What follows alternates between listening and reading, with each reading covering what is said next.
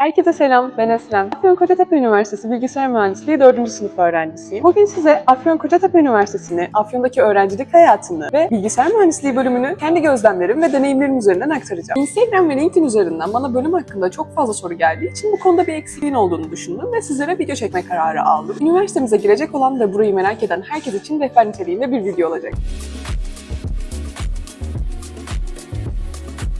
Afyon'u tanıtmakla başlayalım. Afyon karasal iklime sahip. Yazları çok sıcak, kışları ise çok soğuk. Özellikle kış mevsimleri için tedarikli olmanızı öneriyorum. Afyon küçük bir şehir ama tüm ihtiyaçlarınızı karşılamak için de yeterli. Ben Eskişehirli olmama rağmen herhangi bir eksiklik hissetmiyorum. İlgilenenler için ise söylemek isterim. Afyon'da gece hayatı neredeyse sıfır. Bunun için öğrenciler genellikle Eskişehir'i tercih ediyorlar. Denize olan şehirlerden gelenler için ise biraz zorlayıcı olabilir. Yanınıza tuz basmak için size akarçayı önerebilirim. Çimenlerde oturup Eskişehirlilerin bileceği üzere Porsuk benzeri bir atmosfer oluşturabilirsiniz. Gastronomik açıdan da oldukça zengin bir kültüre sahip. Sucuk, lokum, kaymak ve ekmek kadayıfı, bükme bunlar başlıca lezzetler arasında. Ve şehrin her yerinden görebileceğiniz Afyon Kalesi'ne yer vermemek olmaz. Hatta bir rivayete göre Afyon'da gelip o kaleye çıkanlar 7 yıl boyunca Afyon'dan ayrılamazlar mı? Burada gidebileceğiniz 2 tane AVM var. Birisi Park Afyon, diğeri Afyon. Park Afyon daha çok ihtiyaçlarınızı karşılayabileceğiniz, Afyon'a göre daha makul fiyatlı ve her şeyi bulabileceğiniz bir AVM. Afyon ise daha çok oturup zaman geçirme odaklı bir AVM. Bazı dönemlerde ise belediyenin düzenlediği ücretsiz tiyatro ve etkinliklere denk gelebilirsiniz. Bunları da belediyenin sosyal medya hesaplarından takip edebilirsiniz.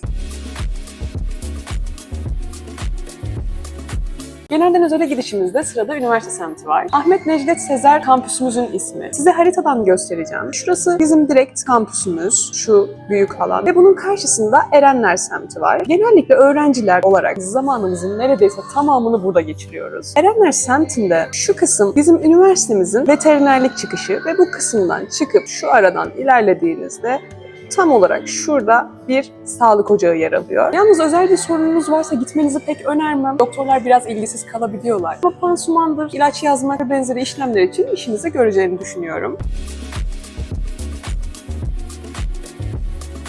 Konaklama imkanlarına geçelim. Erenler semtinde evler, apartlar ve yurtlar var. Ve diğer şehirlere kıyasla Afyon'da evde kalmak oldukça makul fiyatlı. Ancak tercihen özel yurtlar da var. Bunlardan en bilineni ise Uniyurt. Aklınızda bulunsun, öğrenciler arasında her zaman bir tartışma konusudur. Eve çıkmak mı daha mantıklı, özel yurtta kalmak mı? Ve bunu maliyetlerinin oldukça benzer olmasından dolayı her zaman eve çıkmak kazanır. Hatta özel yurtta kalmayı arkadaşlar arasında anlamsız buluyoruz. Tabii karar sizin, ev işleriyle uğraşmak istemiyorum vesaire gibi gerekçeleriniz varsa sizin için yurtta kalmak en mantıklı seçenek bile olabilir. Evler hakkında fiyat ön izlemenizin olması için ise yan tarafa bir liste ekliyor olacağım. Sırada ise benim de tercihim olan GSB yurtlarına geçebiliriz. Fazla beklentiniz yoksa eğer sizin için yeterli olabilir. Yani ben sabah çıkarım, akşam giderim, sadece yatakhane gibi kullanırım diyorsanız tamamıyla memnun kalabilirsiniz. Erenler semtinde 4 tane kız ve 4 tane erkek öğrenci yurdu var. Kızlar için Bacım Sultan Kız Yurdu, Desine Hatun, Safiye Sultan ve Çiğiltepe yurtları var. Erkekler için ise Kamil Miras, Sultan Divani, Abdurrahim Mısri ve Tınaztepe yurtları var. Ben Bacım Sultan yurdunda kalıyorum. Bu yurt hakkında kendi deneyimlerim üzerinden yorum yapmam gerekirse yemekleri berbat maalesef ki. Memurların birçoğu da bazen çok kaba olabiliyorlar. Bunun yanında ise bizim yataklarımızın olduğu kısmın ve çalışma masalarımızın olduğu kısmın ayrı olması çok büyük bir önem arz ediyor. Bizim yurdumuzun tam yanında bulunan Desine Hatun yurdunun yönetiminin daha yumuşak olduğunu duymuştum. Ancak deneyimlemediğim için bunun sadece bir duyum olduğunu size belirtmek isterim. Oranın negatif özelliği ise oradakilerde bizimkinin aksine odaları ayrı değil. Yatakları ve çalışma masaları aynı odada duruyor. Erkek yurtlarındansa Kamil Miras yönetimi maalesef ki sınıfta kalıyor. Abdurrahim Mısri yönetim açısından çok daha yumuşak, daha esnek. Fiziksel açıdan da daha iyi. Aynı bizim yurdumuzda olduğu gibi onların da yatakları ve masalarının olduğu kısımlar ayrı. Genellikle de Afyon'daki erkek olan öğrenciler Abdurrahim Mısri'ye geçebilmek için dönem boyunca bir çaba harcıyorlar. Kalan 2 erkek yurdu hakkında ise bir bilgim yok. Yani özetle arkadaşlar her yurdun bir artısı ve bir eksisi var. Bu biraz daha sizin neyi önceliklendirdiğinize göre değişiyor. Ki zaten GSB yurtlarında seçeceğimiz yurdun kararını biz veremiyoruz. Ben sadece sizlere ön bilgilendirme olmasını istediğim için bu bilgileri aktarıyorum. Geçelim ulaşım konusuna. Ulaşımda bu sene bir değişikliğe gidildi. Biz eskiden nakit parayla ulaşım hizmetini alıyorduk. Ancak artık yalnızca kartla hizmet sağlayacaklar. Bu tabii ki belediyenin otobüsleri için geçerli. Minibüsler için tekrar nakit ücret ödeyerek hizmetten yararlanabileceğiz. Öğrenci için 22 TL, tam için 27 TL. Afyon'da ulaşımla ilgili herhangi bir sıkıntı yaşayacağınızı sanmıyorum. Keza merkeze uzaklığı 7-8 kilometre. Tek bir toplu taşıma aracılığıyla ulaşımı sağlayabiliyoruz. Afyon'da ise gittiğiniz herhangi bir yerden Erenler'e dönebilmek için ismini kampüsümüzden alan ANS otobüslerine veya minibüslerine binebilirsiniz. Gelelim kampüs imkanlarına. Kampüsümüz çok büyük olduğu için mesai saatlerinde her 20 dakika, mesai dışı saatlerde ise belirli bir zamana kadar her 30 dakikada bir ring servisi bulunuyor. Kampüste bulunan duraklar aracılığıyla bu hizmetten yararlanabilirsiniz. Şimdi tekrar haritaya geçelim. Burası bizim kampüsümüzün ana giriş kapısı.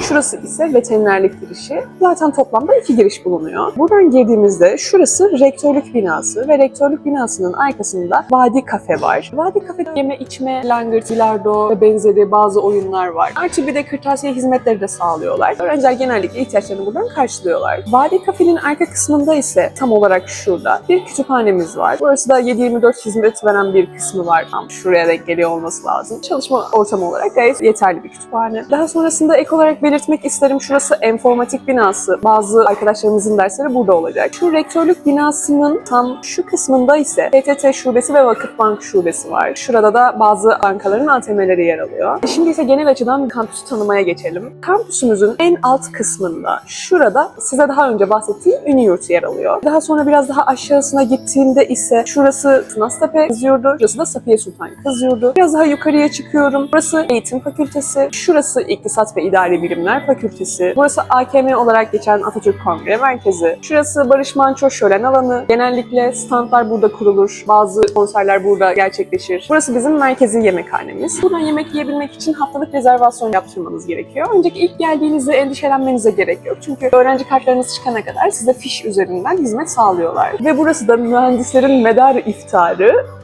Mühendislik Fakültesi. Bunun karşısında ise bizim laboratuvarlarımız var. Şurası Teknoloji Fakültesi'ne ait, şurası da Mühendislik Fakültesi'ne ait. Biraz daha ilerlediğimde ise şurası Veterinerlik Fakültesi. İlerliyorum. Bu kısımda hayvan hastanesi var. Daha sonra biraz daha ilerlediğimde burası Teknoloji Fakültesi, burası Devlet Konservatuarı. Daha da ilerlediğimde ise son olarak Hukuk Fakültesi var. Hatta atlamadan geçmeyeyim. Son sene İlahiyat Fakültesi açıldı. Tam şurada olması gerekiyor. Şu kısımda artık bir İlahiyat Fakültesi de var. Kampüsümüzün karşısında küçük bir kampüsümüz daha var. Burası da Spor Bilimleri Fakültesi'nin olduğu kampüs olarak geçiyor. Ve burada bazı spor faaliyetlerinden yararlanabilirsiniz. Örneğin şuraya yaklaştırdığımda burada şu kısım futbol sahası, şurası tenis kortu. Burada 2 tane açık tenis kortu var. Daha sonra basketbol sahası var, plaj voleybolu var. İlerlediğimizde ise burada yarı olimpik yüzme havuzumuz var ve burada RC yarış pisti var. Ahmet Necdet Sezer Kampüsü tam olarak bu kadar. Kampüs tanıtımını tamamen bitirmiş bulunmaktayız. Sıradaki bölüme geçebiliriz. Genel hatlarıyla aklınızda üniversite hakkında, en azından fiziki yapısı hakkında bir temel oluştuğunu düşünüyorum. Ve artık üniversitenin felsefesine girebileceğimize inanıyorum. Üniversitenin yakın puanı diğer üniversitelere kıyasla fazla bir farkının olduğunu düşünmüyorum. Yani birçok bu segmentteki üniversitenin aşağı yukarı aynı imkanları sağladığını düşünüyorum. Ancak Afyonkarahisar Üniversitesi'nin köklü bir geçmişi olmasının avantajını illaki yaşıyor olacaksınız sektörde. Üniversitenin yönetim kısmında ise maalesef bazı eksiklikleri hissedebiliyoruz. Özellikle de ben Bilgisayar Mühendisliği Kulübü'nün başkan yardımcısı olduğum için sürekli SKS'ye gitmek, bir etkinlik için resmi işlemlere başvurmakla ilgileniyorum.